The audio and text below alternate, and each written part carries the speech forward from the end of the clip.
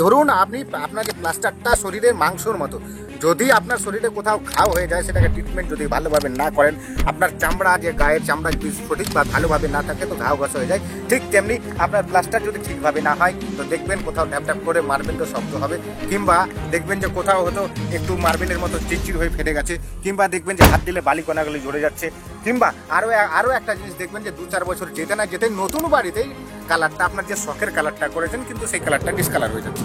আসলে আমরা এই প্লাস্টারে কোনো কিছু ভুল করে, আপনি যেই নদীর বালিটা ব্যবহার করছেন আপনি কি জানেন সেটা কোন নদী? মানে আপনি একদম সহজেই বুঝে নিতে পারবেন যে প্লাস্টারটা আপনি কোথায় ভুলে।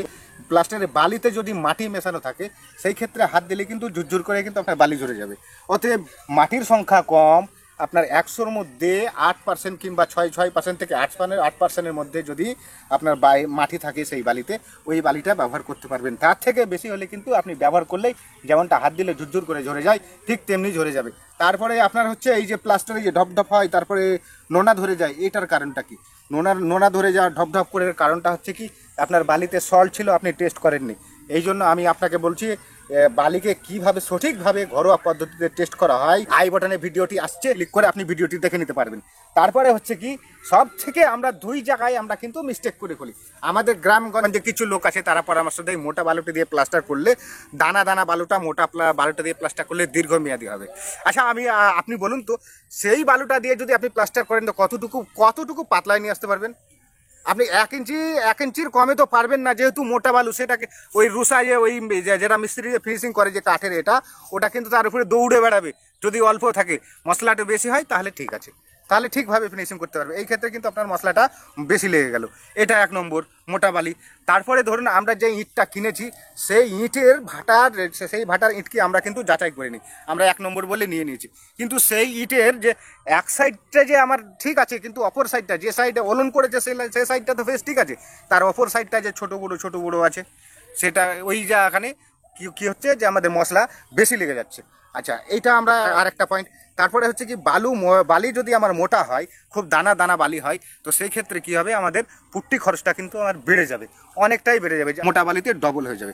তারপরে হচ্ছে কি, যে আপনি মোটা বালুটা যখন দানা দানা বালুটা নেবেন পাথরযুক্ত, সেই বালি যখন আপনি চালবেন তো সেটা অর্ধেকটাই বেরিয়ে যাবে। মোটামুটি ধরুন 100-র মধ্যে আপনার 40%, মানে 35%, 40% আপনার মানে পাথর বেরিয়ে যাবে।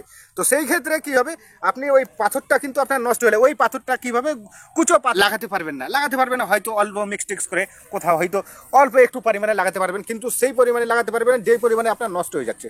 তো এই জন্য আপনার দেখবেন যে প্লাস্টার করতে গিয়ে খরচাগুলো বেশি হয়ে যেত। অতএব মানে আজকের ভিডিওর উদ্দেশ্য হলো কি, বালু যখন আপনি প্লাস্টার করবেন তো প্লাস্টার করার সময় কিন্তু বালুটাকে আপনি ভালোভাবে যাচাই করে নেবেন, 1 নম্বর। 2 নম্বর হচ্ছে কি, যে আপনি যখন গাঁথনি করবেন বাড়ি বানানোর সময় ইটটাকে ভালোভাবে যাচাই করে দেখে নেবেন 1 নম্বর ইট আছে, তারপরেও ইটের শেপ সাইজটা ঠিক আছে কিনা, সাইডটা ঠিক আছে কিনা, মানে গাঁথলে যেন খুব একটা অপর সাইডটা, মানে যে সাইডটা ফ্রেশ করবে ওলন করবে তার অপর সাইডটা যেন খুব একটা উঁচু নিচু না থাকে, এই জিনিসটা দেখে নেবেন।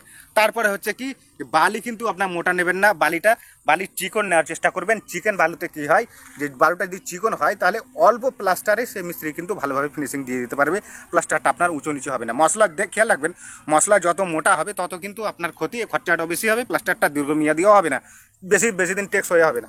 এই ক্ষেত্রে বালুটা চিকন নেওয়ার চেষ্টা করবেন, তবে খেয়াল করবেন যে খুব ধুলো যেন না হয়, কিন্তু বালিটাকে আয়রনটাও চেক করে নেবেন।